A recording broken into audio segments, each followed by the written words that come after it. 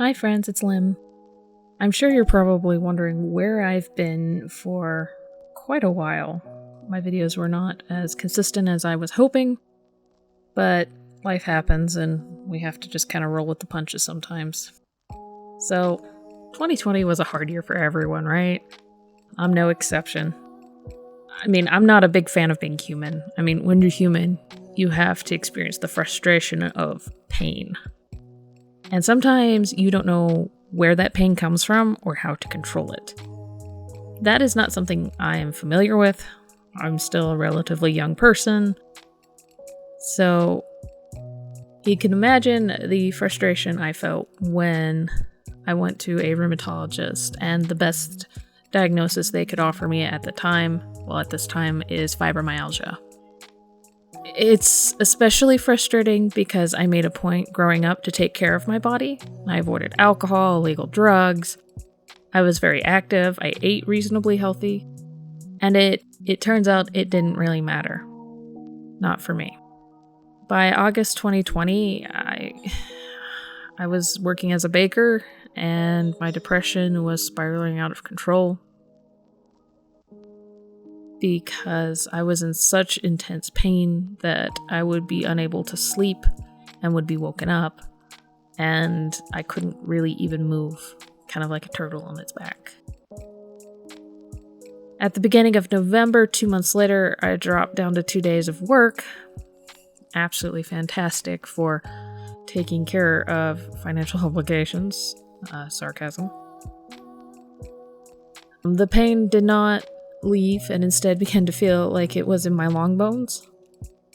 And I started having some muscle weakness. I was prescribed a very basic painkiller. A little wary of taking too much of anything, as, in my opinion, medication should be used to help take the edge off your pain so that you can still function and not make you utterly stupid. And I've continued working since then, and the pain remains. I don't even know how to deal with it. When the rheumatologist told me they just had to give it a basic diagnosis of fibromyalgia, I swear, I thought I was going to run into a wall, just out of rage. From what I understand, when they tell you it's fibro, it's kind of like saying we don't really know why it's doing this or what it is. We'll have to pursue other avenues, but it's nothing obvious. Which, is good in the sense that it rules out many big problems, but it doesn't allow me to get rid of the immediate pain. Nor does it mean I can control it. I feel like my body is slowly being pulled apart. My energy is being eaten away.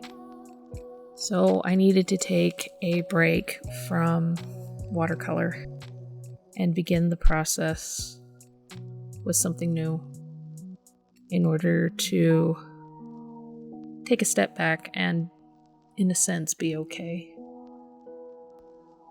I'm not sure how other watercolor artists view their art, but for me, it's an exhausting process where you have to put both technical knowledge and skill together in order to make a piece. And because of that, I've had to just put my brushes aside and pull out some paper crafting. It's another one of my weird hobbies that I really, really enjoy. I especially enjoy taking itty-bitty pieces to make a full piece. That's part of the reason why today I'm just taking some white petals that I had my Cricut cut out for me, and I'm assembling them together to make these flowers for a paper cut piece. These pieces take 2 to 3 days. They're not very big. And because the pieces are so small, they only really need to be on about, I think it's a 5x7 or so. But each of these little pieces is kind of like a way to heal my brain at this time. I think art's special in that regard. It allows you to work through your emotions and feelings. It allows you to be aware of yourself and get completely lost in what you're doing without having to anticipate the sort of reaction you get for each individual action you create. What I mean by that is, I know a lot of extroverts get a lot of energy from talking to people, and they get built up and they feel better. When you're an introvert, I've noticed a lot of us have to anticipate questions, anticipate reactions, and it takes extra energy to do these things. And so when you're not feeling well, especially when your body doesn't feel well for not a good reason, you retreat to something that allows you to have a conversation with it and allows you to just create. I don't know. There's a low level of frustration that seems to exist in my head for all of this. And putting these little pieces together is kind of the same frustration I feel when I'm trying to make sense of my own life, because I am increasingly angry at the things that I cannot control. I don't actually like flowers. I don't actually like grass or anything like that. I'm actually very allergic to a lot of the things outside. But in a way, maybe this is my version of gardening for now. Just the idea that I could make something this way, and I don't have to deal with the repercussions of itchy pain or sneezing and Benadryl.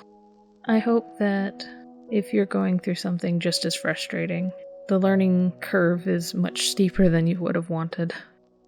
I hope that it gives you a little space inside your head to work out the problems in whatever way works best for you. I've been told that there are people who run when they need to work out their problems or exercise in some way. I've also been told there are people who will go read their favorite book and work through their problems that way. So whatever way works for you, I hope that you're able to find some measure of sanity in this very strange world that keeps getting weirder and stranger every year. Thank you for watching my video. I hope you enjoyed watching me piece these little pieces of paper together. If you enjoyed this, and you enjoy watercolor and other arts and crafts type things, I hope that you will stick around and subscribe and come back to watch some more. Please feel free to leave comments of anything you'd like to see, or if you had a fun idea of something I can add to my art. I'm always up for it. Thank you. And remember to take care of yourself.